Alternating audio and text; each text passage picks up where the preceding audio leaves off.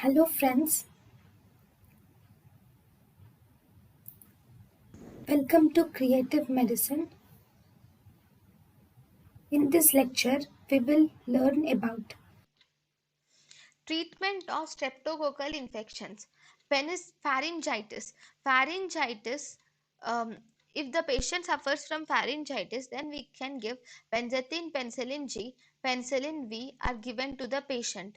If the patient has erysipelas or cellulitis, and this erysipelas or cellulitis is mild, then we can give procaine penicillin is given. If it is severe, then we give penicillin G is indicated.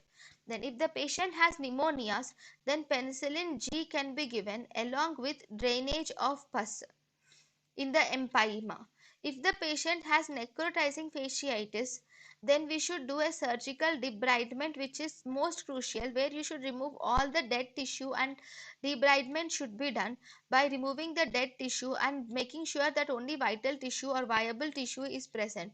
And we should give penicillin G and clindamycin are given. If there is streptococcal toxic shock syndrome, then for streptococcal toxic shock syndrome, we should give penicillin G, clindamycin, and immunoglobulins are given to the patient. thank you and thank you for watching.